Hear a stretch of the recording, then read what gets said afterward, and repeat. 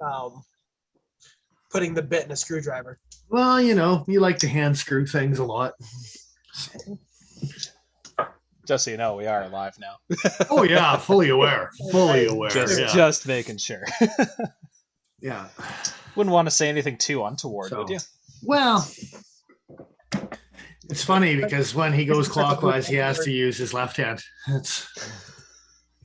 I'm sorry, what? The counterclockwise, you use your right. It's obvious. I mean, I broke my right hand when I was in grade 8 during my formative years. Formative years. I don't like the phrasing of this story, and I would like it to stop. Yeah, I think there's a different topic at hand, I'm sure. Oh, yeah. That was the end of the conversation. I'm glad. Put that in your brain. I'm glad you at least acknowledged it. Okay.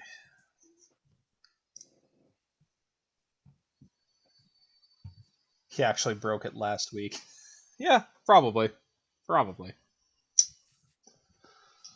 Like he said, his formative years, right? Like it's, yeah.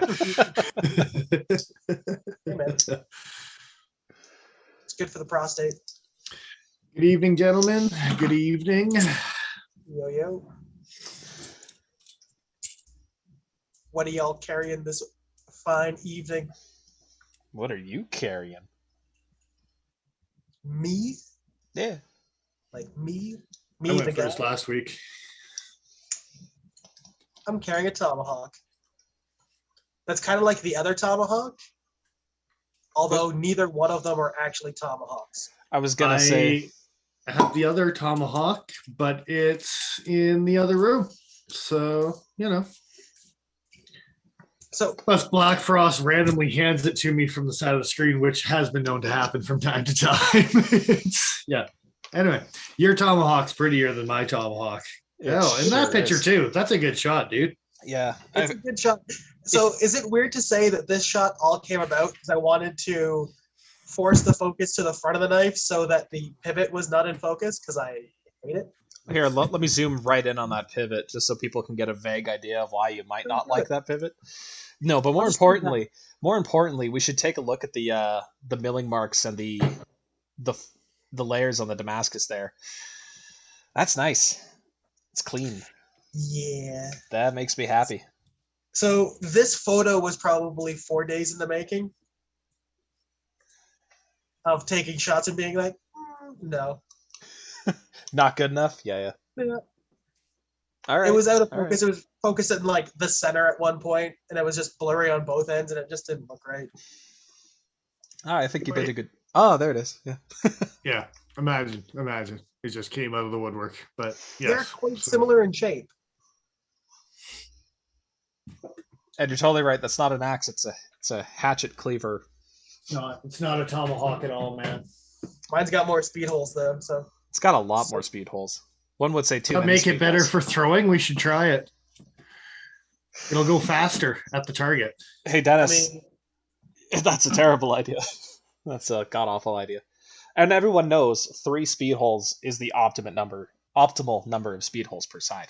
5 it's right out. There's 6. I'm going to count the lanyard hole. I was just going to ask if we should count the lanyard hole. Personally, I don't think so. I don't know. All I'm saying is there's going to be a photo coming up at some point in the future of the Damascus through the titanium because that's also really pretty. You want speed holes. Oh, there you go. Yeah, there's some speed holes. Joybus. Yeah, that thing can go fast out of the screen. Fast as far away from me as humanly possible. Fine, it's gone, you ingrates. Stanson 357, stropping his Vosp. That's a weird knife. One of the OG front flippers before front flippers were a thing. Yeah, it's an odd one. I was gonna say. Kind of want to bring up a picture because it's been discontinued for a little while now. And the name, I always kind of got a bit of a laugh out of it. Verify, advance, secure, proceed. It's very like tactical lady kind of, but the blade was very nicely grounded. It felt pretty decent in hand. Reminded Why me does the of blade look angry? Yeah, it's the eyebrows. that's It the. is. But All the way. this was it's like in the eyebrows. They're similar to Joe's. a little bit. This was like a top kind of almost backflipper before top almost backflippers were popular, which is That's what I said. OG. yeah. And it's funny. got a grind similar to like a Gale Bradley or an Advocate type of from Spyderco. Yeah, if a hollow, very gentle hollow, but still not a bad design, but polarizing. I remember tip down right hand carry only too. So you're going with that old school tactical, right? But Anyway, Joe, what are you carrying? Tactical. in true Joe fashion, I was carrying a couple different knives and couldn't decide between them. And since it had been a while, I'm just going to show you both. I was carrying surprise. but it Two has answers from Joe. Yeah, exactly. Yeah, most Joe answer I could give. But yeah, I was carrying my Trask and my Provoke pretty much every day for the past week and weekish. The Trask is something that I've only recently started giving more pocket time. It's D2 tool steel. It's got the deadbolt lock. It's fun. I got one major complaint with it. The pivot will not stay tight, regardless of the amount of Loctite I use. So I think Teflon tape or super glue was the next answer here. And Jesus. yeah, because it's just annoying. And the Provoke doesn't stay sharp very long, given it's 4116, but it is just so much fun to play with. It's so thin behind the edge, Joe. What are you talking about? So thin behind the edge. I have calipers, my friend. Oh, I know. Yeah. I'm surprised you don't already know that number off by heart, dude. Like I've never honestly measured it because it's just gonna make me sad. I'm thinking I need to bring this bevel way back. Like this thing needs to be thinned out. I wish they had chisel ground it, but whatever. This isn't a review on the Provoke. We already did that. But yeah, so that was me today and this week. CRKT week. Yeah. What about you, Dennis? I was carrying something very different than a CRKT. Okay. I see. I was carrying like the OG of everything. I was carrying the Sleesh Bowie. Oh, yeah. That makes sense. That makes sense. Referring to the email, which makes me laugh that you didn't get the other picture being a reference for the review that we're doing tonight. No, I got it. Okay. And I'm speaking of not touching that yet. Yeah. For the record, this knife, it's never the wrong day for this knife. No. Every day is the right day. Yeah. So, and I even got the leaves falling out of the trees up above it. And this picture turned out pretty. Yeah. So, Calgary leaves change so fast it boggles my mind. They were green 2 days ago, and now they went from yellow for a day, and now they're brown. Just a bunch of speed runners, I tell you. One of my good friends went hiking, a guy on my pool team and with his girlfriend, fiance, whatever you want to call her, blah, blah, blah, type of thing. And she put up a post about bitches love leaves type of thing. And for the record, I'm bitches. So I like leaves. The fall leaves just take advantage because especially for photography, background, stuff like that, turn out pretty. Yeah. So lots of contrast and tone and color. Yeah, it's a nice shot. You even got the cheesy glint of the sun off of the edge. I mean, it's choice material, my friend. That's an after. You say cheesy. Oh, I say someone knows how to sharpen. Jesus. Anyway. Yeah. Let's see. Anyone else? Ben carrying a bag of all dressed chips. It's been a little bit. I'm usually a salt and vinegar fan, but I can't fault you. And if you're talking about a simple pocket knife, I got to throw up a second choice because if Joe can do it, so can I. I picked up a Swiss Army #1, literally just a blade. That's it.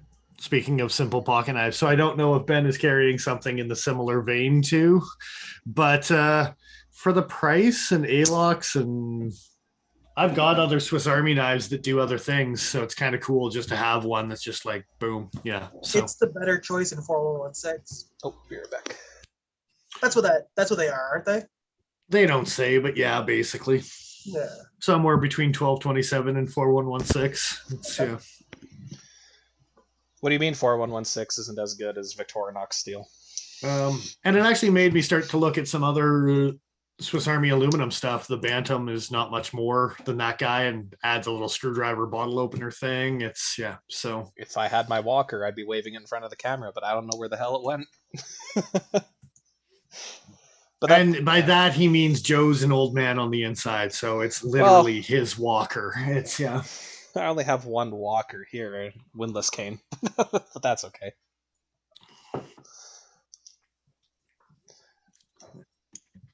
Ben's old school 3-bladed Helios. Okay. Oh, so like a little trapper thing. Yeah. I'm just picturing maybe not something this new school, but like one of these guys, something like that. Something. Yeah, for sure. Yeah. So, I guess what we're on to tonight, if you didn't notice from the intro picture. Yeah. We's be talking about the ColdSteel tonight. So, yeah, I have thoughts. And I'm sure you already know what my thoughts are on this. We'll see. We might be surprised. Fair enough. Is it wrong to say, and I already know the answer is yes, but is it wrong to say that I can't say Oyabun in my head without it being like, oh yeah, bun? Is that wrong? Yeah, I don't want to be right. Oh yeah. It is wrong. And yeah, we might get some comments about that. So we're just going to skim right over that and just keep on going on to I'm sure the Yakuza would be super impressed with you calling their boss. Yeah. Hey, man. What can I tell you? Lynn Thompson put it in my brain. That's what you can tell me. There you go. That's a sentence that you just said out loud. Lynn Thompson has put a lot of things into my brain, and I have not liked many of them. Some of them have been okay thoughts. Oh, really? Do tell. Well, ColdSteel makes some decent stuff, so they sure do. They also there's been a lot of things like chopping off fingers with pocket knives. Ballistic gel fingers, let's clarify. Maybe lady fingers. I don't know if the dummy was male or female. I can't verify that either way. But yeah, I have no idea. There was Paul's following slowly, but yeah. I started disassembling a knife while we were talking. Oh, I see. The tomahawk. Yeah. I'm confused because I was unscrewing from this side and the screw came out on the far side under finger pressure. Well, what did we say about that manual twisting or whatever we were talking about earlier? Screwing by hand. I don't know, but this thing's just spinning. That's not great. Anyway, yeah. So these two knives, let's give some quick stats, first impressions, blah, blah, blah type of thing. The cheaper one, I believe, going for, I actually have it up here somewhere along the way, $69.99 on the website for ColdSteel, $299 for the super fancy version. Yeah, super fancy version does S35 aluminum bolsters, G10 handles. Cheapy budget version does 4034, which is a 420 high carbon glorified something with plastic bolster, pommel guard thingy, and rubber. GRN handle something. What is it for the cheapy one? I'm looking at I'm just reading through it quickly here. TPR inlay handle. Yeah, so similar to a GRN. Kershaw Blur, I guess, would be the easiest way to describe it, right? Like a rubber injection molded kind of thing. Yeah. But not the kind that dissolves with Vaseline. So so there's that at least. At least I hope. I hope this won't dissolve with Vaseline. Why do you need this knife and Vaseline in the same vicinity? I don't know, but I know that a lot of the older ColdSteel handles you could get to dissolve if it came into contact with Vaseline for whatever reason. Some of the softer rubber that was actually the best grip ever. Yeah, it's on my Trailmaster right now. But anyway, Don't put Vaseline on your handle. Don't use it for like protectant on the blade, because that's probably what people were using it for. And there's better things in this world other than shit that's gonna wreck your handle. So yeah. I'm gonna be honest, a much better response than I assumed it was. Fair. Okay, so yeah, when it came to Vaseline and your knives, I figured that we were going down a unforeseeable turn that was definitely going to demonetize us. Yeah, because that doesn't happen on a weekly basis anyway, right? So I don't think we can be. We have to be monetized to be demonetized. You would think so, and we're not, so we can't. All right, touche, sir, touche. That just gives us free reign to say whatever we want, right? Yeah, that's exactly what that means. Of course. So without getting off the rails too much, the limited one is kind of the one that I was focusing on a little bit this evening. Signed by Lynn Thompson. I don't know if it's a laser signing or an engraving thing or whatever type of idea. Pretty sure it's laser engraved. If this photo would load, we could zoom in and take a closer look, but that's okay. We'll just wait a few seconds. It does look kind of shuttery, so yeah. On the signature, not the downloading the picture. That's also shuttery, but it's Well, here's something that is loaded. That's kind of interesting. Well, okay, go ahead. Yeah, the boxes actually come with Lynn Thompson's signature on the back, assuming he actually. And there's some discrepancies on the signatures, still some similarities. So they were actually handwritten. Now, whether they were Lynn Thompson or whether they were 4 assistants that happen to be able to copy handwriting similarly, we'll never know. But well, how many of these were put out? 3,500? Yeah. Yeah. So to have him sign all of them, sure, why not? Paul, you mentioned something about Lynn Thompson still being involved in the company. So yeah, that was my joke. Was that the when he put out a video after he sold the company? I may or may not have just dropped a screw. I'm putting that. That's down. what you get for trying to multitask. I tell you, man. Like, talk about a knife for a while. So, that knocked my thought right out of my head. Jesus. Him sticking around to get all the signatures done? When he first sold the company, he put out a video that was like 5 or 10 minutes long, just talking about what had happened and explaining that he was still a part of the company, at least for the time being. Like he was going to be a handoff process. And I made the joke that signing these boxes was that process. This was his last thing. Just sign these and get kicked right out the door and off you go. He already had his box with like the desk lamp and the family pictures and like, I don't know, 3 or 4 stuffed heads of something, because I guarantee that he took those when he left too, right? Like it's 3 or 4? Come on. Like 40 or 50 probably. Well, I know Lynn Thompson's a good guy and he donates a lot of the meat to charity, right? So the heads went too. It's like they're finally going to a good home. Finally. Yeah. Anyway, I'm glad Joe caught that. Yeah, that's all we're gonna say on that.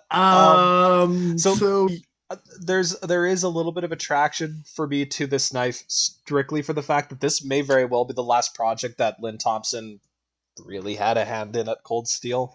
I don't know whether I can't substantiate that at all.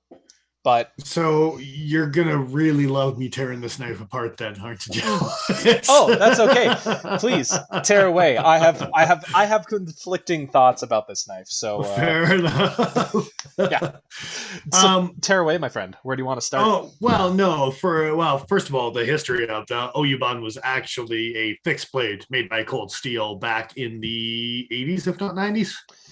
I think I had. I don't think it was 80s. I think it was 90s.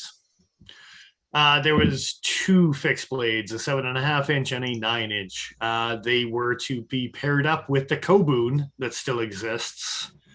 And they were sold kind of in a 3-piece set, kind of Master Tanto, Magnum Tanto styles with a Z. Styles. Thank you. All right. So I don't know if you have a picture of the OG fixed bladed ones you could throw up. Because there is several on. Yeah, I had one the saved Webernaries from Glad you're back with us, Paul. To see you're not on the ground with a flashlight trying to find a screw. Hey, I didn't have to. I used a magnet, okay? I just looked down and there it was, so I figured I'd grab it while I saw it. I found one that was a comparison picture. I was just looking for it. There it is. So this is being kind of a tribute to the old school fixed blades and re-released in a folding version. Yeah. So this is the large Oyabun compared to, I believe that's the OSS. Oh, and they had Kydex sheaths for them at one point because they also did nylon and leather, I believe, for the 7.5 and the 9. But the what they were as well. Yeah. Yeah. So correct me if I'm wrong, but the Oyabun were supposed to be budget E options compared to like the Master Tonto series, right? Correct, sir. Yeah. Slim profile, just like basically the same handle as a Kobu. They didn't change much. And yeah, they were just big boys with an eye. It does look a lot like the... It looks exactly like. It's just the Kobun is the baby version of, which is kind of funny that the Kobun was the smallest variation because it's not a small knife by any means. Yeah. No, it's sure not. Paul, you sent me a photo of the Kobun. I'm just going to bring that guy up here quick. Yeah. So this one, you've got some ideas markered up here, but that's the one that's still, brought back into production because it was briefly discontinued, wasn't it? Oh, and I should mention, this is with the old style sheath. The new one comes with a metal clip. Paul, are you thinking about Hisatsuing that Kobun? We're going to talk about that later. Okay. Okay. I'm not hearing any dissent there, so that's funny. I'm down. Yeah. So the new Oyabun. We'll put it on Dennis's modified bailout page. Yeah, right. We'll have to change the name of it to Dennis and Paul's modified bailout page. Something, I don't know. Anyway, Joe. You had a point you were trying to get back on track with, but just a little bit. But yeah, so I wouldn't call this exactly a faithful homage to the original Oyabun, just because they gave you the addition of these bolsters and the shape of the handle, which kind of resembles a Tonto Light or a Master Tonto. But it's definitely going for that like 80s old school kind of vibe. It's totally a Master Tonto or an outdoorsman handle. Sorry, Paul, you were saying? I said it's so 80s. Like, I was saying to Paul today, because I just handled this thing today, and I'm like, this feels like, and I don't want anyone to take any offense to this at all, but like I love the aesthetic of this knife, but it reminds me of like 80s movie, something like a cokehead douchebag antagonist in a movie would carry. Like that's the knife that he snaps open. It does a bump of coke off of as the neon lights of the bar or like reflect off of the aluminum bolsters. Like it's just this grungy sort of aesthetic that comes to mind for it. It's hilarious. I love this thing.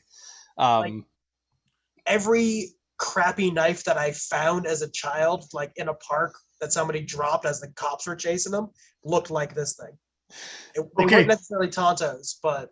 So I'm going to combine Joe's point and Paul's point here and say that this thing is trying to be awesomely old school 80s, but with some not hint of GSM Outdoors manufacturing. Yep. Yeah, absolutely. Especially trying to be 80s. It's trying to be 80s, but it's a very, very much a 2021 knife that's trying to be an 80s classic. Especially if you're looking at here, let me bring up while that's loading.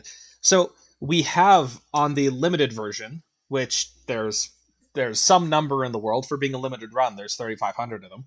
But you got these brushed, no, not even, almost mirrored polished aluminum bolsters. You have they claim they're S35 mirrored. blade. Yeah. Two-tone blade finish is what they also claim. Yeah, and it's got a pretty decent hollow grind, a pretty good stock thickness on this thing too.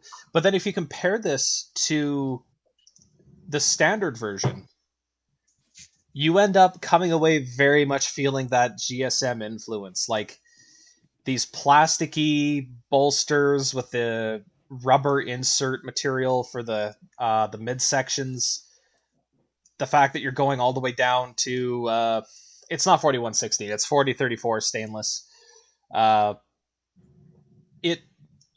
it's not. You're not going down as low as 4116. I mean, it's only 4034. Come on, it's like, Is 4034 really that much better than 4116? that's close to the words that just came out of your mouth, dude. Yeah. well, you're like, well, it's not quite 4116. Anyway, it's not quite the same thing. I don't really know what the performance metrics are like between the two. But my point being that you definitely go from this like kind of classy 80s looking knife, the shiny like example of what Lynn Thompson made himself famous for, to this, I don't know, almost kind of generic feeling execution on an otherwise interesting design. My favorite comment about this knife so far has been saying it looks awesome closed. Closed? Yeah. It looks awesome closed. Yeah. Here's some pictures of them. Oh, there's the comparison. Pretty serious blade stock. It looks pretty thickness on this sweet thing. open when the lights are off, like in its defense. Like,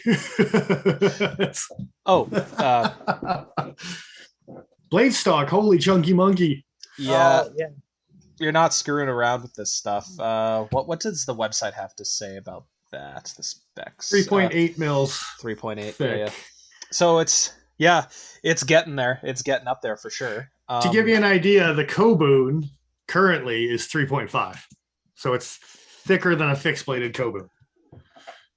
Mm-hmm. Again, this thing is ridiculous. They also threw in the secondary lock, which, okay, if you look. So we know Dennis's Let me just opinion. stop you right there and say boo. Yeah. I can't really argue that boo too hard here. So put a big plate lock like the Tylite has on it. Here's a picture of the liner thickness as it is locked up. There's a close-up with the beautiful milling marks for y'all, but like, I know that steel is pretty strong. And yes, they give you the secondary lock that will move over and keep things shut. But damn, guys, that's a really thin liner. Like, so thin. I'm wondering about the testing. And especially with guys who like independent hard tests, it's not just ColdSteels. Like, I'd like to get Demko to do some hammer tests on this thing with the spine wax and stuff and see how she holds up type of idea, right? And without the thing engaged. And then obviously in thing engage it, and if you want to whack it away, then I expect it to stay open, right? But yeah. One would hope. This is just a quick comparison shot of the reverse side. Me and Dennis both have the same complaint about the secondary lock. And it's the fact that it engages with the bolster and completely ruins the look of the bolster. That's part of what I hate about it. I honestly don't mind that it's there. ColdSteel slagged on CRKT to lawsuit degrees for secondary locks. For the leg I issues. have not brought it up until this video, but goddamn, guys, like, you're gonna put it on a $300 knife when these are supposed to be ColdSteel tough, and you throw a secondary lock on it after you sued CRKT for having a secondary lock. Now, it was the claims. I understand, Joe. I know you went uppity as soon as I made that. Oh, yeah. It was the claims of what CRKT was making about their secondary lock. But their claim back was if you do a lock good enough the first time, you don't have to add a secondary lock. And that was kind of ColdSteel's point in the first goddamn place, right? So they were upset about CRKT saying something along the lines of, it makes it like a virtual fixed blade. A fixed blade is what misplaced consumer confidence, I think, is the language they used. If you had to put a big fold over plate lock like they do on Tylites on this thing. So misplaced, what was that, Joe? Misplaced consumer confidence. That is a fantastic sentence. Yes. I want you to know. Thank you. Hashtag. Put a hashtag on the end of that thing. Oh, Christ. Yeah, that's terrible. Anyway, yes. So I think maybe on the budget version, because that's what they've been doing most of these secondary locks on, and maybe get away with it on the second, or like, because they're plastic handles with rubber PR or whatever it is, right? But on the fancy one, get your goddamn secondary lock off of there and do it right. Like, I honestly don't mind the fact that it's there. I'm more likely than either of you to buy this thing. Oh, undoubtedly, for sure. But you're blind to the ColdSteel image that is presented in front of you. I don't care about the hypocrisy. It's not a problem for me. I mean, again, they have yet to do it on any of their knives over the $100 price point, to my knowledge. I don't know if they did it with golden eyes and shit like that. That would be the only ones that they might have, but I think they were all triads. The gold out, yeah, you're right. They were triads, so they wouldn't have. Yeah. I don't think that they would need it, honestly. Like if you look at the liner thickness on a typical tie light, that's about the same liner thickness that we see on the Oyabun. So I imagine the overall strength is the same, even though the engagement's not as good as a tie light. Now, I have a bit of a hypothesis on why they might have went this route, and that being ball bearing. These knives are both running ball bearing systems, which they don't say anything about in their descriptions, which I find kind of strange. Yeah. Given how smooth the action is, like you think they'd be talking about it a little bit. The other knives that do also run on ball bearings in ColdSteel's catalog is the Luzons. Yeah. And they both have secondary locks as well on those. So maybe this is a technology that ColdSteel has kind of got paired hand in hand, that if we're running ball bearing, we need the liners this thick, but then we reinforce with a secondary and then we can make it work type of idea, right? And they haven't gone past technology past that, because ball bearing flipper systems are very, very like baby bear steps type of, like, it's not mama bear or papa bear yet type of thing, right? Like, it's so mama bear, papa bear. They're still in baby bear stage when it comes to their ball bearing system. Yeah, I mean, take the training wheels off and learn how to do it proper, right? So I don't know necessarily if you're going to have like an inherently weaker system from having ball bearings, but I know you have fewer points of contact, and that could be considered a stress riser, just in terms of like, what would you call this, lateral stress with the bend, like bending the blade one way or the other. So I guess a secondary lock like this makes sense. I could agree with your point there, but honestly, I don't know what else they would do. But the other thing, like, they have these whole, like, all their company is based off of crank it out of your pocket, sometimes on thumb disc, sometimes on whatever type of thing, snap it open as hard as you can, blah, blah, blah type of idea. And all of a sudden you're running with a flipper system that they're not used to and whatever else, that they can't just rely on technology that they know and love, because the technology that they know and love is not this world, right? That they're not using right now. Yeah, and washers or washerless, or like anything that doesn't really care about the action, because you're cranking the knife open to get it to like clack down and lock up and blibbity blibbity blah that ColdSteel does, right? So I mean, even their Ad 15 with the Scorpion lock is very much a crank it open and like lock it in type of blade, right? Yeah, sure is. Yeah. That being said, you can get a drop shotty action on this thing and still have it without play. For sure. But it's more the lockup and the snapping open that ColdSteel is known for. They're known for that crack it open action type of idea, right? Whereas this is a new beast for them. So yeah, crack it open action. Well, they had Steve Austin on their marketing payroll for a while. So I mean, when it comes to crack it open, anyway, they sure did. They sure did. And I wanted to get to this point, was wondering about an access lock. Problem with an access lock is it puts pressure on the blade the whole time, and access locks with flippers don't work either. Liner locks or frame locks really are the way to go. That's why Benchmade only did the ball flipper and then gave up very quickly and did frame locks and liner locks for the rest of their flippers, because they just know an access lock doesn't really work that well for a flipper. That's not true. They did a couple of assisted models with flippers too. The Arcane or whatever the hell that thing was. Yeah, okay. So you put a strong enough spring behind something. Like, ask people how quick their barrages are and stuff like that when it comes to a strong enough spring. That, yeah, you can overcome that access lock. Yeah. But when you're talking about people using their index finger for pressure and stuff like that. Oh yeah, as the proud owner of a 300 ball flipper, I could tell you the flipper is crap. Yeah, it's they ain't no KVT system or whatever you want to compare it with, right? So yeah, the fact that CRKT even hasn't completely outclassed on flippers really shows you. But since then, they've been sticking mostly to thumb studs. This guy, though, okay, I get kind of a weird message from this. So, supposing that the standard version is the one that's going to stick around, given that the limited is, well, limited. Yeah, so we're crisp bladed tie lights. Let's just put that out there before you go any further. So. Right. So if the S35 one with their aluminum sticks around, yeah, I might. There's other things. There's other things for $300. There's other stuff I want to buy before. You can keep making your point. I'm just a dick. No, anyway, we've met. But anyhow, this guy.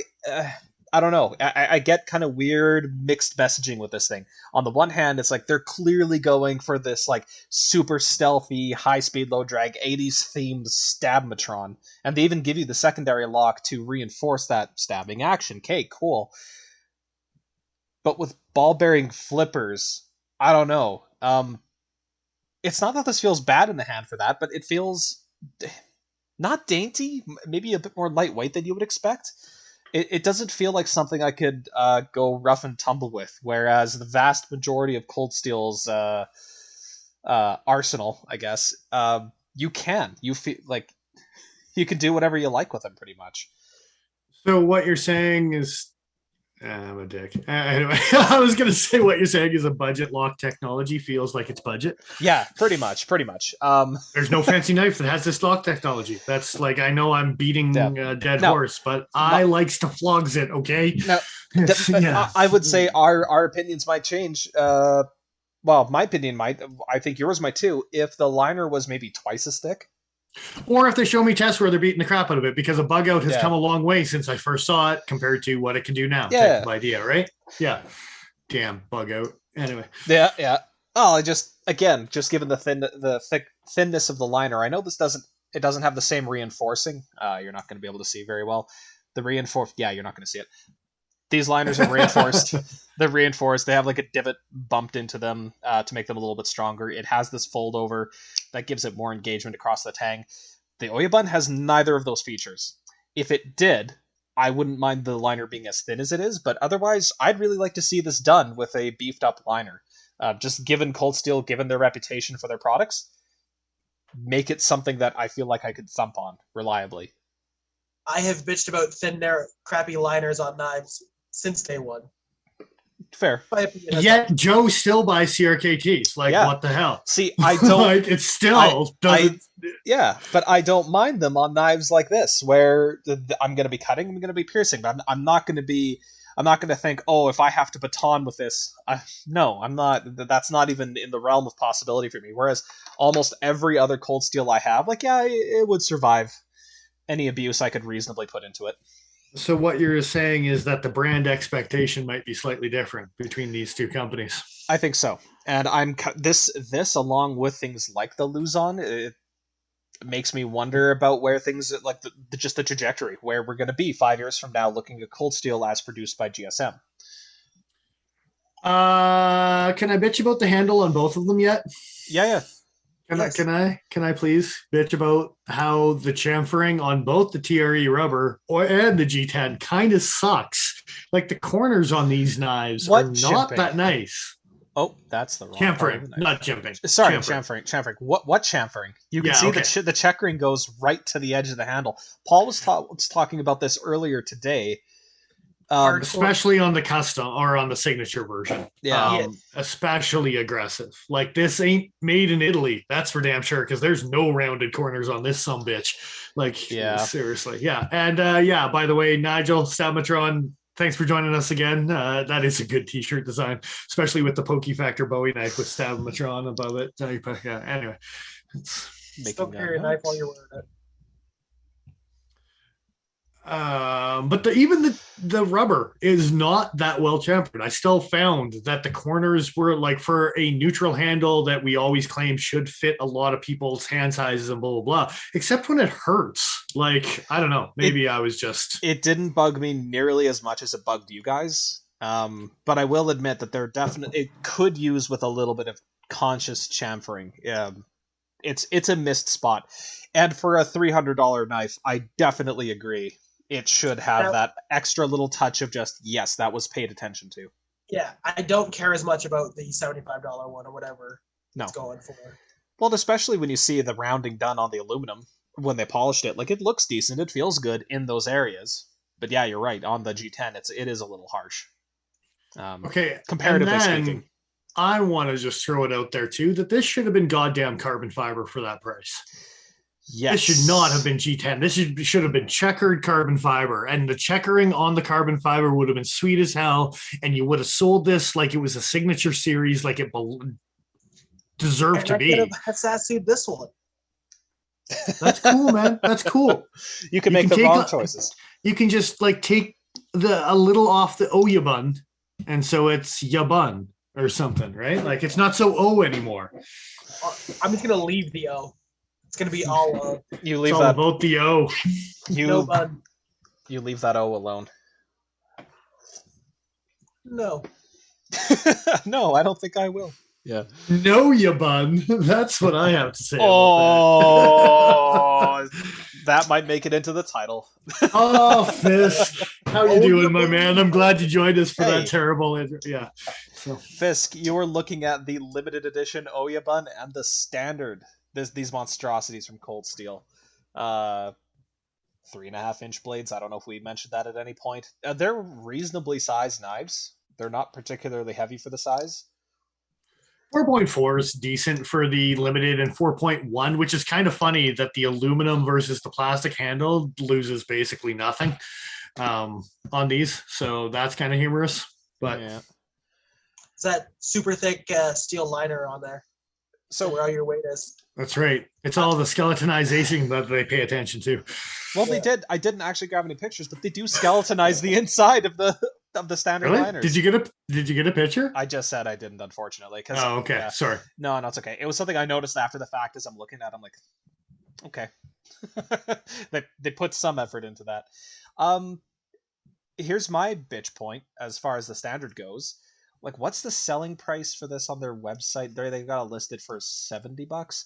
This thing, $69.99. Sir. Yeah. Okay. Two things. It ships with 4034 stainless. You couldn't have given me Oz 10, really, for the price that this is. Okay, fine. For how cheap the handles are to produce. Mm-hmm. I don't know. I have two counter arguments, sir, and their names are CRKT and Kershaw. Get with the program, sir. This ain't no Chinese company. This is a North American company that can overcharge for crappy steels. Okay, just like CRKT and Kershaw. Sure, that's my counter argument. Yes, okay, but it's a North American company that can overcharge for 420 high carbon. That can charge for 4034 or 4116. I thought you were pushing the American thing, and I'm like, 4034. Is that strictly an American steel? Like, no. I honestly don't know. It's not even the American manufacturing. It's the American companies versus the Chinese companies. Fair. In their limited edition one, they talk about the costly S35 steel. S35 is almost a budget steel nowadays. Like, it's pretty widely available. Well, and they use it in a lot of their models for half that price. So the premium S35 steel in the blade is a costly powder steel, is the exact quote on ColdSteel's website. Compared to the rest of their catalog, maybe. Because it is the nicest steel that they use with any regularity. But so yeah, well, they got 3V out there. But anyway, Mr. Fisk has an important question. Is there a lake nearby to save humanity? Apparently, he would like us to huck them into a lake. I understand. Also, when you start your argument with CRKT and Kershaw, you've lost before you've started. Dude, everybody loses in this. If you want to go back 3 years, I mean, CRKT and Kershaw have been continuing to lose the argument over and over and over again. They've learned a few lessons. Here and there, sure. Lessons. Most of them being marketing, but, you know. Yeah. Most of them being fine, we'll use D2. Yeah, finally, Jesus. Yeah, I don't know. I think the limited edition one is about $100 too expensive. Can I bitch about the pocket clip now too? Yeah. Let's bitch. I keep on, like I said, for what I'm paying. Jesus, you want to talk about a throwback to the '80s? Where the hell did I? What were you saying, Paul? I said, can I bitch about the flipper? Yeah, that pocket clip, you're right, is very 80s. Can we bitch about the fact that the budget one is smoother than the premium one is when we got to play with the two on the shelf? Like, seriously, there's so many things with this knife that were just like, you had the opportunity to actually make this thing sweet, and you were farther away than that. So maybe it's just dirty on the inside. So apparently knives sometimes come in dirty. Yeah, sometimes they do. So but it's weird that the limited version would come in worse. Now, here's a thought that I didn't think about, and we haven't disassembled these knives, so I couldn't tell you. Do we know if these ball bearings are running on steel washers or if they're just running on the aluminum? Because there's a steel liner on one side, but there sure isn't on the other. Running on the plastic on the other side? No, but if they put a bronze washer instead of just running on steel to make up for it, something like that. Or even a Teflon washer or something instead of running on aluminum. We'll put steel in the... Yeah, I was going to say... But I'm guessing it's an insert on the $300 one. I would hope so, yeah. But I can't think of another reason why the action would be really all that different, because they must be using the same ball bearings, they're using the same blade shape. Paul, you just read the same comment. Please say it again, because it's the best thing we're going to hear tonight. That's awesome. The clip looks like a fingernail clipper. Oh my God, it does. It's fantastic. You bet it does. That's exactly what it looks like. Oh, it's too close. Yeah. Spot on. And that's the price point I want to pay for this. I mean, pair of fingernail clippers. That's awesome. Like, holy cow. Like, I know ColdSteel's bad. Like, the 8010 is a horrendous pocket clip. So they can't even, like, make an argument about, like, them evolving as a company and making things better and streamlined and, like, listening to their customers. Do their customers not bitch about clips? Like, is that the, like... No, honestly, the ColdSteel fanboys, I think they like the clips the way they are. Just gives me a little extra something on the top to pull out when I Emerson wave it off of a thumb disc. I mean, pretty much. I will say this particular knife actually feels decent in reverse grip because you can put your thumb right under the top of this part of the clip, so you can stab with it better. That's. I'm just following of pressure on the stab. Yeah, I'm just falling in with ColdSteel's apocalypse-proof marketing. Right? It's. Years of conditioning have taught me this. So after all of, I think I've got most of my bitching out of the way. Again, their mirror polished bolster is not a mirror polished bolster. It's like a high polished bolster. Like, Jesus, come on, guys. Yeah, there ain't no reflection that you're seeing yourself in on these bolsters. Well, I mean, to be fair, we do have a plastic tab on these front bolsters. I don't give no shits about that. You can peel it off and it's still not going to be as polished as they claim it is. Joe's got a good point to make, though, because the front bolster is protected, but the rear bolster can get fucked. Yeah. No plastic on the rear? No plastic on the rear bolster at all. I just left it at rear for a follow-up joke, but you guys, just skimmed over that and proceeded to talk about bolsters. And yet you brought it up. No. I mean, where's the rest of the 14-year-olds when I need them? God damn it. In chat. In chat. Well played, sir. Well played. So roasting our audience with a fucking flamethrower just gets your rocks off, huh? That's good stuff. No, that was funny. Okay, so overall, and I sent Joe a picture. Oh, Paul, gonna say. Mr. Fisk is taking off for the night. He's gotta get up early and sling some hamsters, so he's taking off. Man. Thanks for dropping that, man. Always appreciate you dropping in, man. Thanks. Ben's unsubscribed after my sass, apparently. And quite honestly, rightly so. Well, you know, Fisk has been lacking in the unsubscribe category lately, so, you know, Ben can pick up the slack a little bit. Yeah. He got 2 entries into our giveaway, and all of a sudden he thinks he's hot shit. Like, I'm telling you. Like, it's... Speaking of, I'm going to plug that halfway through a stream because, you know, go back to the post with me and Justin's bug out. Notice the differences in it. If you're still watching this YouTube review right now, go back and check it out on our Instagram because you can win. Where the hell is it? This thing here. There may or may not be somewhere between 3 and 5 differences that have happened. Changes made to the knives. And OG D2 version, original pouch, mold clipping, blah, blah, blah, the whole 9 yards. Yeah. Go check it out. I'm going to plug that because that goes on until the Canadian Turkey Day. And like Paul was saying, there were 5 changes. You only need to list 3 of them. That's coming up in like 2 weeks, yeah? Pretty quick. Pretty quick. Something like that. Hey, Justin, come by the shop so we can get more pictures of the knives together. That means I have to carry my bug out more. I mean, I carried it for a week. Like, that is a big honeymoon phase for me here. Like, and it might actually be in my pocket today after I retired to sleep. But shut up your face. No. I was just going to say you could just bring it to work. You don't have to be carrying it necessarily. Dick Richards is asking, go read the bug out post on Instagram. It has the rules. You can comment on that same post to be entered. Do it up. Do it up.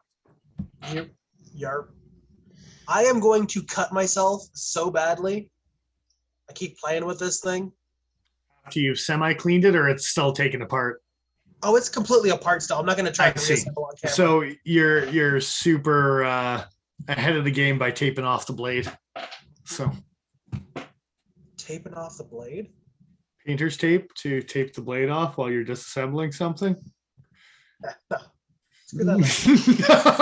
That's how. Who do you think I am, a savage? That's how. That's how. Dennis. That's how cowards live their lives. Come on. You know. Dude, I've been sitting here for the last 10 minutes, literally doing this. I got some spring-loaded shit in my collection that I am taping the blade up when I am disassembling. Like, that's different. That's different. What's not different, though, is the segue to the photo that you sent me. Okay. Right. So, fancy knives, you say. Fancy ColdSteel knives, you say. You say something that's worth spending some big money on, you say. Yeah. Let's throw this goddamn picture out. Yeah, how pissed am I that I don't own this? You say mirror polish. Mean it. God damn it. Mean what you say, Lynn Thompson. Yeah. Don't just sit at a desk and sign 35 boxes with a black Sharpie marker. Put some effort into producing a signature series that's worth producing. Dude, he signed the boxes 6 months before those knives even showed up to go for sale. I guarantee he did. While they were flat boxes, he didn't even do it with the knife inside it because it was way easier when they were just flat sheets before they got folded. You're right. 1,000%. Okay, so are you happy now? That signature series comes with this. I'm never happy, Paul. You should know that. Like, I demand way too much from everyone, including myself. It's okay. This is getting a little too close to truth here. Let's. All right, custom series worth buying. Okay, I have a signature Talwar. You talk about a custom series. You talk about a fancy box, even though it is plastic. It feels like it's an aluminum box, but isn't it aluminum? That looks like aluminum. It's just silver. Dude. It is titanium bolsters. It's a proper mirror finish. There's Joe in all his goddamn glory right there. Like, seriously. Oh, creepy. Did you say that's a titanium bolster? Titanium bolster, stainless steel pommel. Proper You want to see the saddest transformation? Hold on one sec. This knife is worth being a signature series or a custom series, like the 6 other knives that he did with Hanamoto's and Spectres and Black Sables. And yeah, that's a Talwar, but is it really, Joe? Well, that's what I'm saying. This is the saddest transformation. Look how cool. Look how fucking cool that. You have an XHP version too, right? Oh, yes. So for that reason, good for I'm you, happy. By the way. Yeah, good for you. I need to carry this thing more. It's stupid cool, but it's just so sad. That's how cool this shit used to be, and now, because because they re-released this and Okay, the, so given the anyway. fact that even 10 years ago, this knife was $150 more than what the Signature Series is going for right now. Maybe not if you consider American versus Canadian pricing. Maybe not that much. Even if it was $400 Canadian, given but the amount of work that actually goes into that, they could step this Oyabun up to another $100 and put out something like this that I'm seeing on my screen right now. I'd rather people would pay it out the nose. Okay, yeah. So here's the thing: I'd rather own that Talwar than a number of gold classes from Benchmade that I've seen over the years. Just putting that out there. I'm willing to pay because it's worth more than half a dozen different gold classes that you've seen throughout the years. But a knife like that is what I should say, not necessarily limited edition. It's gone. They're not in production for years. I just mean with how cool that knife is. Yeah, I bet you mine resells for more than yours does, Paul. Yeah. Well, I mean, beyond your the knife in and of itself, which probably would sell more than this. That one there is what, 1 of 5? I believe 1 of 10. It's a misprinted blade. I have a misprinted blade. I believe it's 1 of 10. Okay. So what's the misprint? What's the misprint? It's the steel type. On this bad boy, it says VG5 Sanmai, and ColdSteel never made VG5 Sanmai. The first 10 were misprinted, and they recalled them, and I'm pretty sure all 10 of them are still in existence. So, chef's kiss. But anyway. So that is the prize in the collection. That's the biggest Safe Queen that I have, and I've still waved this sumbitch off my pocket because it's a ColdSteel, goddammit. Like, it's, yeah. Yeah. So that titanium looks so good with that polished blade. It does. It looks fucking sick. And you know how hard it is to take a picture of that polished blade? Jesus Christ. Pretty hard. Picture with gleaves so off screen just on the blade. Just so you can see the reflection of it. Anyway, Paul. Joe, sorry. To thread these 2 points, you go from this to that as I sneeze. Worlds apart, and it's like they're going for their old Signature Series stuff, but it just doesn't. Their connect. Old stuff was called the Custom Series, not the Signature Series. So they're doing them in different series.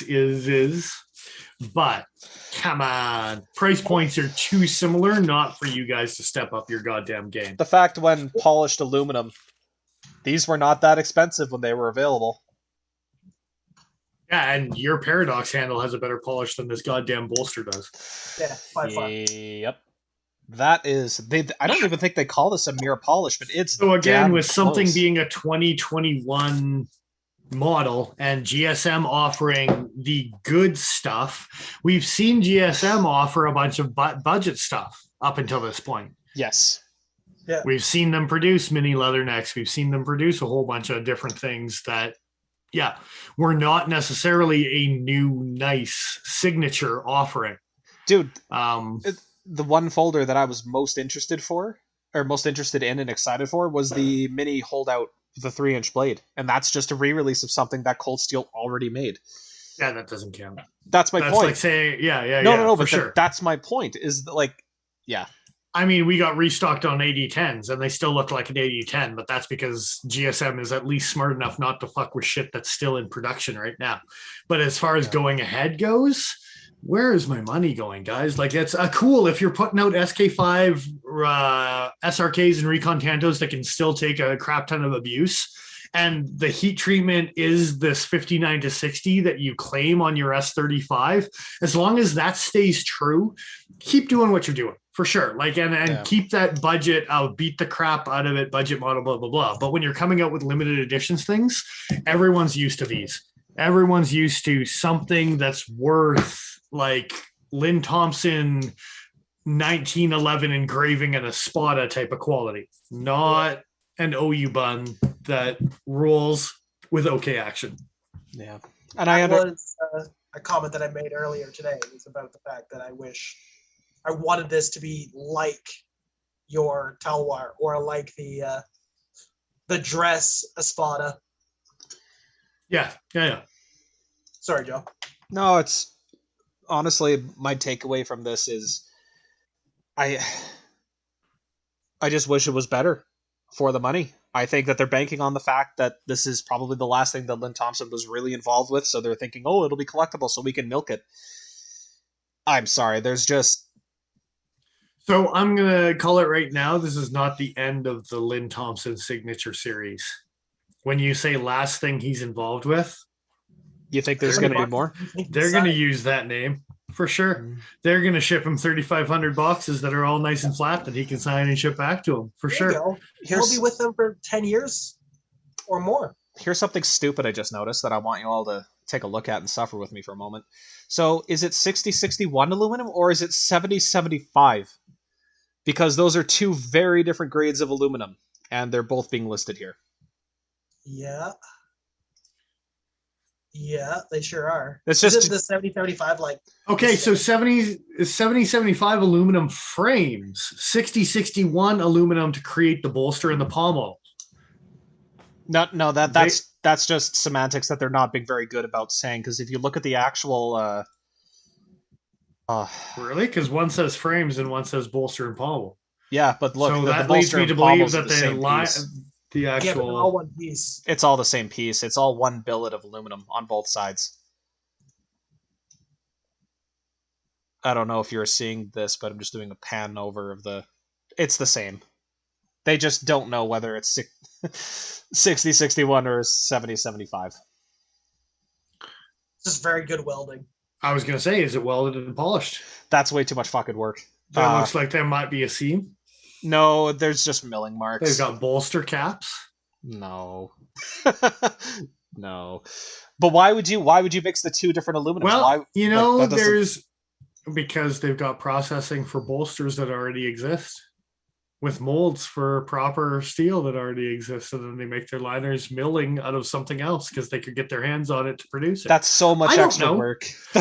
Have you seen what has happened in 2021 as far as producing knives and not producing knives because you don't have right materials? Well, that could be that just could be that the copy, their copyright just got changed halfway through I'm production. not saying that there's a typo, but I'm also not saying that it's entirely possible to get 3,500 of these out on the market and not to go bankrupt, that they fuse two types of aluminum together, because this world is crap for production right now. Yeah, I don't know about fusing, but maybe switching halfway through. Yeah. I could see that, yeah.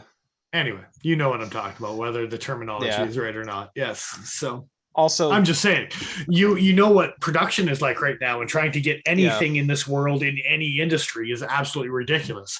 So maybe they specifically worded like Kershaw specifically worded last week. Oh, speaking of which, we do still have a little bit of time. The bronze overlays on Kershaw's endgame. So surprise at the ending of this video, they're steel. Two screws. I undid them, threw a magnet on them. They're very much a steel overlay. I undid the pieces enough to disassemble them to find out that yes, they are steel that are bronze coated, not plastic. Yeah. Cool beans. So anyway, a cool reveal at the end of this Oyabun BS that we're putting ourselves through. Anyway. Yeah. One last thing I'm going to bitch about. 4034 stainless steel done at 57 Rockwell. What's Kershaw do there 420 at? What did they... Shit. I actually looked that up at one point. It was on Knives and Tools. I can't remember. I'm on it. Let's check the link.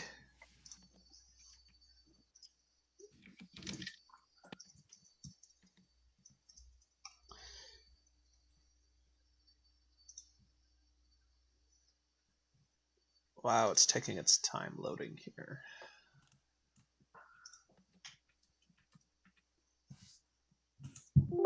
Ooh.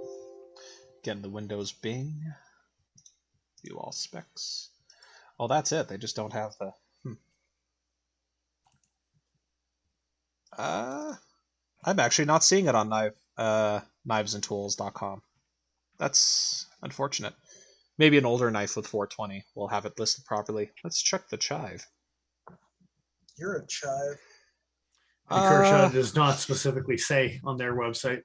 Holy crap. Okay, so knivesandtools.com is claiming that the Kershaw Chive, the 1600 with 420 high carbon, is done at 56 HRC.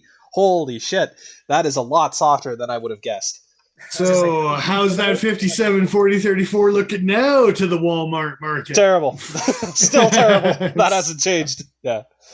Holy. Am I going to repeat to the Walmart market just so you get your point across for 420 hard carbon and the market that is going along with that particular steel? $70 for that much steel for that much plastic. I'm sorry. This is just a complete miss for me. And it's too bad because this is a cheesy enough of a design that I'm interested, but not at that price point. Ball bearing and North American companies. Come on, man. Yeah, you're right. I should really pull my head out of my ass and just buy both. Well, some of us own more CRKTs than others. Yeah. At least most of them are just weird, so I can justify having them to an extent. What do you mean naming a knife after another knife that looks nothing like the knife that they're trying to make isn't weird enough for you? That is pretty weird. You put a master handle Tanto on the end of a flipper with ball bearings and call it a knife that's supposed to look like a Kobun, and it's not weird enough for you? Come on. No, it's the blade grind, right? I don't care if it's Oz 8. It just has to have a creepy opening mechanism. That's all. Anyway. Creepy? It's kind of creepy. Actually, okay, so yeah. Anyway, finalize our first impressions on these knives. Final thoughts. Meh. Pretty solid meh. Joe, you buying a limited one? Not unless I can find one $150 cheaper. Okay. And even then, I'd really have to consider it. I don't want to call bullshit on you, Joe. But you were struggling a little bit today with the fact that you kind of wanted to buy the aluminum one. I really did. I was, again, but I had to talk myself out of it. Because I'm like, look, it's just S35. If for that money, I could get... I'd like I was saying, I'd rather buy a backup 8015 in S35. I would rather buy another smock. There are a lot of other knives I'd rather have. It's at this point in the night that I apologize to the Cutting Edge Cutlery for talking Joe out of an Oyabun limited edition, even though you can pick them up on their website for a very competitive price.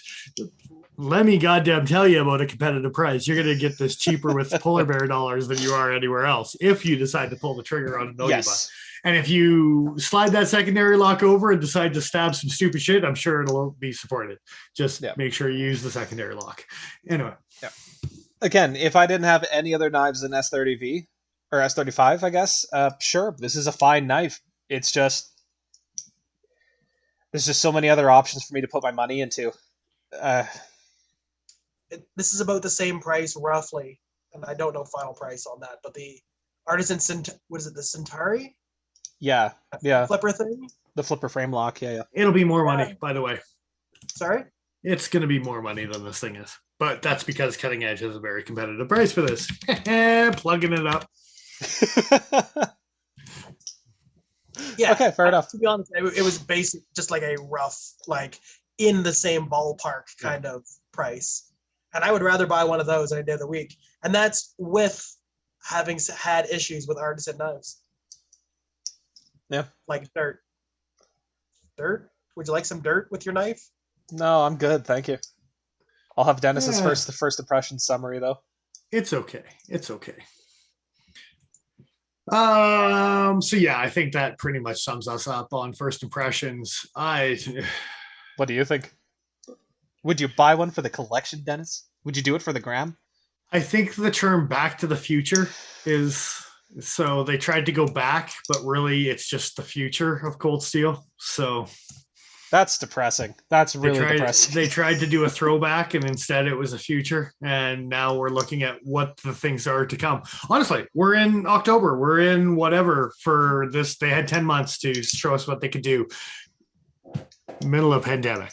They welded two aluminums together. You can't blame them for getting shit done with. No, just kidding. GSM is just trying to sell their knives at MEC. It's not their fault. This makes the 3V Trailmaster more of a concern in my mind as far as what I would get for the money, if I'm being honest, at that high-end price point. And it'd probably be fine. With fixed blades, there's much less to go wrong. I think you'd probably be fine. 1,000%. But I just mean I'm concerned about the direction that this is implying. I'll agree. I want that to happen after I buy my 3V Trailmaster, not before. Fair. Yeah, let me get mine.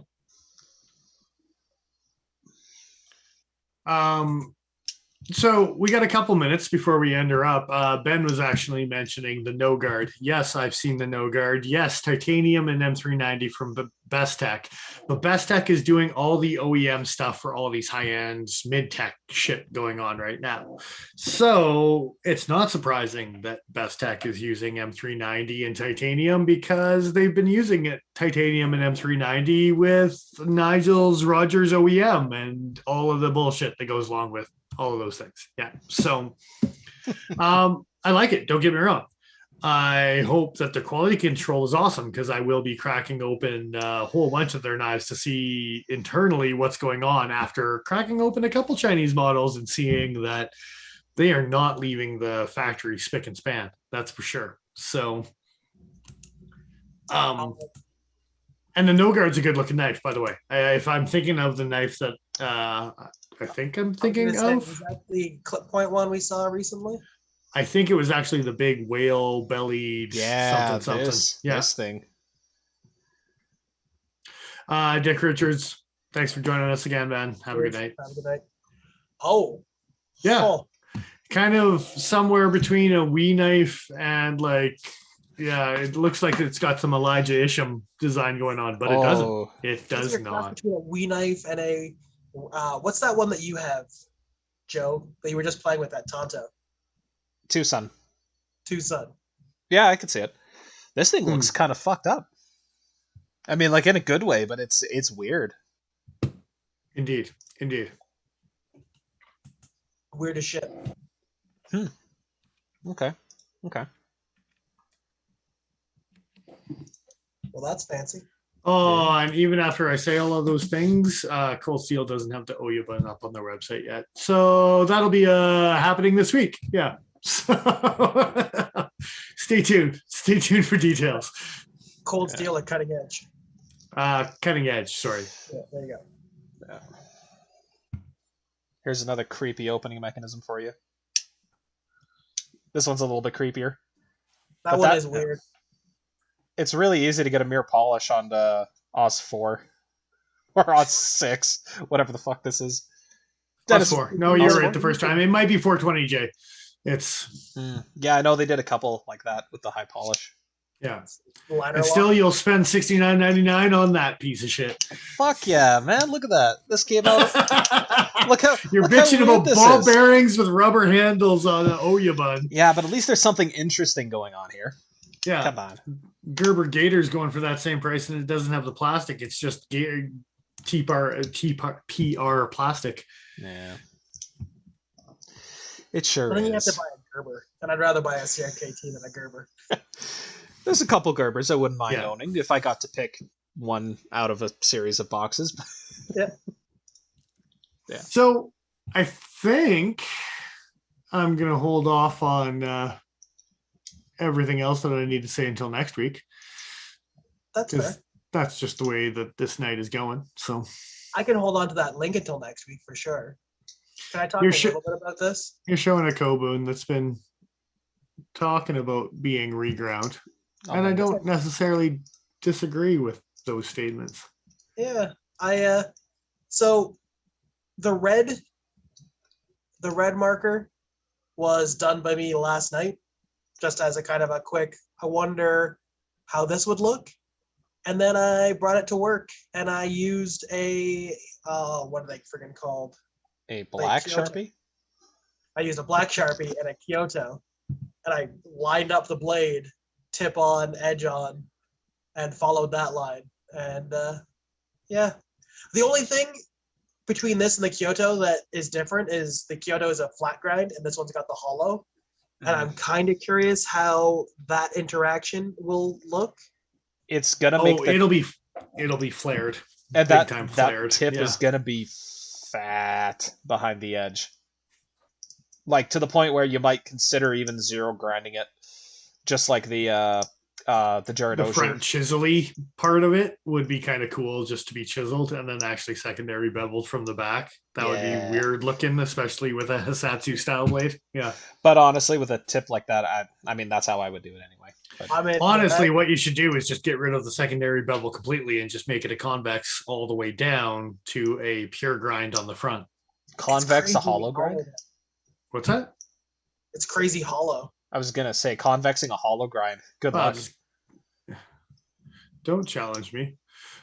I said good luck. I didn't say you couldn't do it. It just sounds sure like I have done it. I'm just trying to remember what knife I did it. It just sounds like a profoundly large pain in the ass to do. Yeah. At that point, it's basically an S grind, you know? Kinda. Yeah. If you're doing it right, I would think so. Only if you're doing it right, though. Yeah. If you do it wrong, oops, you took a chunk out of your blade there. But you could do that with a file and then some sandpaper and get rid of it. You could do it. Yeah. This thing's ridiculous, and it's going to be even more ridiculous in the future. You're welcome. Yeah, I don't know. What up? Sorry, I have one more quick thing that wasn't even anything that I sent to Joe. It was just one more random thing that'll literally take 3 seconds because I'm pretty sure we talked about it 2 weeks ago, 3 weeks ago. Okay. Go to QSP. Go jump to QSP's website again. Oh, I can't remember. There we go. QSPknife.com. Yeah. Not secure. Oh, I'll show you. Not secure. All right. What are we doing? Just type in the word penguin again. You think they were done with the penguin? They are not done with the penguin. There's more versions of a penguin to choose from. Dear God. Penguin. It's spelled with an A. Penguin. Penguin. I like it. Did I spell penguin wrong again? Dude, it was on the screen. Funny, especially because you just scrolled past the whole homepage with it. Penguin. That's PENG. Okay, so why am I getting 0 results? I don't know, but you just released a homepage that had a whole bunch of new penguins on new release. Yeah, so I'm just going to use. On scrolling. No, I know. I've got to click those links. Okay. So we've got ourselves some green titanium with both a satin blade and a black blade that is also 154 cm. So they added green to their handles. Clicking that banner doesn't do anything. What the fuck? Click better. Okay, just go to products and go to like new or pocket knife or something. This is so stupid. The 4th page down, you'll get to penguins.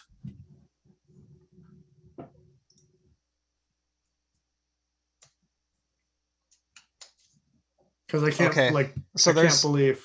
Well, no, really. When I said 4th page down, I'm not fucking kidding. Yeah. Just want to make sure there was nothing else here. Okay. Maybe 5th page? Are you on green yet? Oh, it is 5th page. My bad. Yeah. Okay, well, there's the jade green. There's the green. So they got marbled carbon fiber in satin and black. They got jade G10 in satin and black. Those are still D2 options. But then they also threw up green titanium with satin and black with 154. So 6 new models of penguins. Just bang. Let's throw some more penguins because we're going to pretend like we're an Elementum. How much do I got to pay for this marbled carbon fiber?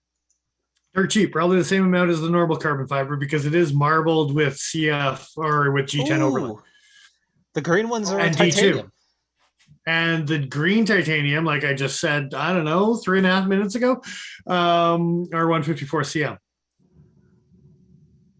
I like the green. Looks nice.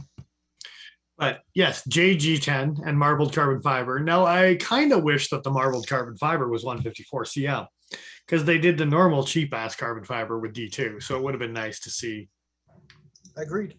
a carbon fiber upgraded option instead of a D2 option. But getting marbled carbon fiber with D2 for probably a dirt cheap price point I'm also kind of okay with. $65, something like that. That's what I'm talking about. Way into that. Yeah. So damn, son. Damn. Yeah. 6 more. They're pretending they're an Elementum, and they're doing a good job of it. Don't get me wrong. The Penguin is doing a damn fine job pretending that they're an Elementum, and they're succeeding at this point, right? I was honestly going to say Bug Out. The problem is, so the Elementums, even, they have the Damascus Elementum that they're paying a lot of money for, type of thing. And instead of going Damascus, they went 154 CM, which... I'd rather get the 154 than the Damascus. Oh, don't get me wrong, me too. But as far as a marketing strategy, VG10 with Damascus, Core, Artisan, what you got going on. So, and the person recently bought Damascus in VG10. Although the Civivi stuff is the 9CR18, but even still, you're overpaying for it, and people will overpay for it because it is fancy looking. Yeah, so I don't know what the smarter strategy is on that one, 154 or Damascus. Given the low price point, I think the 154 is the better choice. The 154 sub one, the $120 price point, $150 price point, depending on handle material. I'm okay with that. Canadian dollar, American dollar. Options. What's that, Paul? What's that, sorry? Sorry, I said I'm surprised they don't have both options because you get to corner both sides of that market. Does QSP make much of anything with Damascus? I haven't really looked. Now, one of my questions... Walk down the street and find one of the other Chinese companies that's using VG10 Damascus and be like, can we borrow some of that? Now, one of my questions is because one is a titanium frame lock and the other is a liner lock, I wonder if you can blade swap. And put some marbled Kruben Fuber in with some 154. Well, let's do some on a liner instead of a frame. I don't know, man. That's a tricky fit. Okay, give me what? Okay, so maybe I was thinking the placement or the diameter of the stop pin might be different, but it looks honestly pretty damn similar. Let's just put those in the same place. Maybe. Yeah, anyway. You probably could. We're up to... We're about an hour 20. There was what? 6, 18, 22, Ben is 25 versions. Thank you, Ben. Ben is saying that if I go products limited edition, they use Damasteel. Very rarely. Whew. Very rarely. Whew. They use Damasteel. Look at this thing. That's kind of neat looking. The Piglet Premium. With your Noble. We looked at this a year ago. Not quite a year ago. Fair enough. I must have a short memory because I don't remember this. Yeah. Why did I block that completely out of my mind? Yeah. There was a couple limited editions that QSP did that were just knock your socks off. This isn't the only one. They did 2 or 3. This is Vinland pattern. Well, thanks, Ben, for pointing that out. That's cool. That's cool as hell. Glad one of our viewers is paying attention to our videos. That's good. We appreciate you, Ben. Okay, so I guess they do play that game occasionally, but they do it with nice stuff.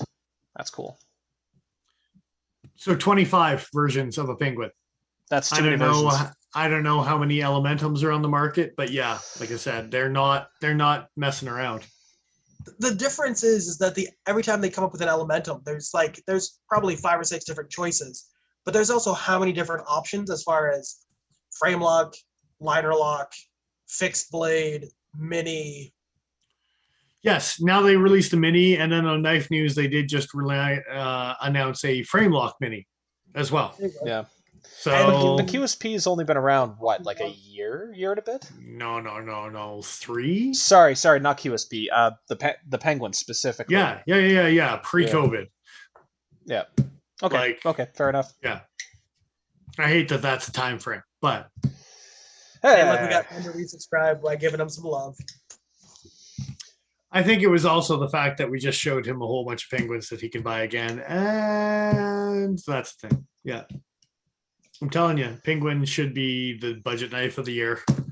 I don't care what Blade Show and CRKT have for money changing hands. QSP belongs in that What do you fucking mean? conversation. Oh, what? Sorry. What's the name of that 12C assisted aluminum handled thing? Shit, not the splinter. The CEO. Stylus? no, the stylus. Thank you. Yeah. What do you mean the stylus isn't the budget knife of the year? That's It what they're. didn't get budget knife of the year. Another CRKT knife did that didn't deserve it. Yeah.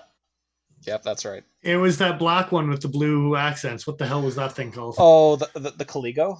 The Caligo. Yeah. No, that. When? And then the CRKT. What year is The this? CEO got it as well. Yeah. Pre-COVID. It's PC. Oh, there you go. Oh, It's been the long ago. 3PC.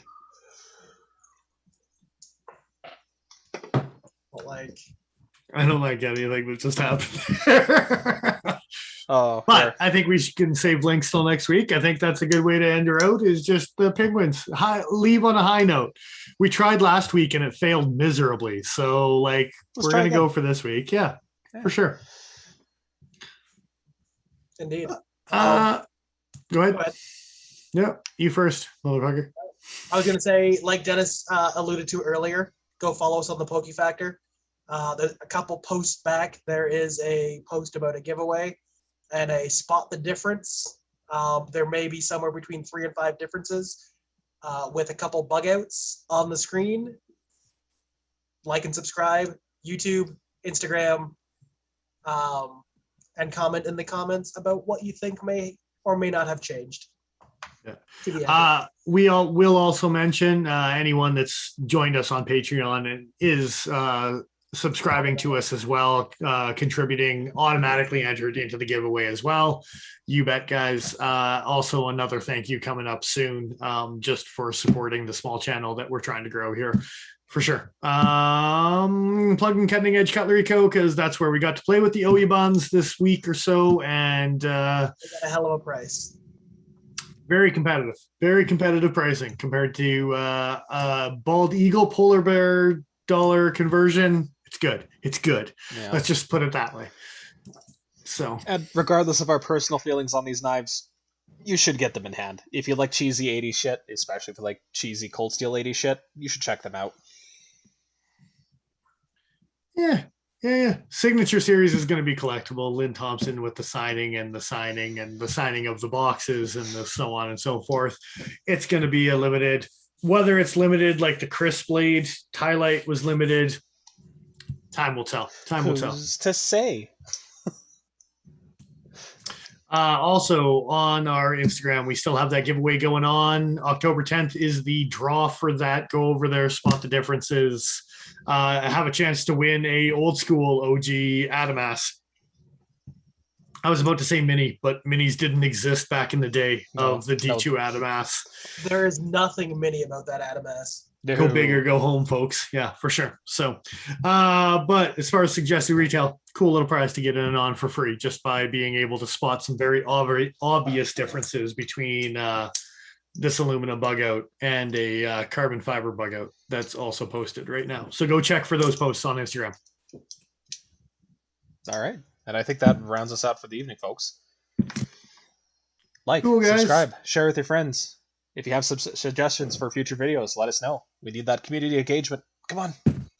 Always enjoy the guys who join us. Thanks again, everybody who did join us tonight. I am who I am. I'm Dennis Swipers. I am the Iron Joe. And I'm XL.ca. Take care, guys. We'll see you again next time. Oh boy. Put that Sleesh Bowie back up as a thumbnail. That's what's going to get us the clicks, goddammit. Bitches like leaves. I already closed it, so that's too bad. Whatever you say, bitches. I'm bitches. Yep. Why do I imagine like one of those Walmart secondary name tags that flips? Just says Dennis Vipers on front, but you open it up, just says bitches. I'm bitches. How can I help you?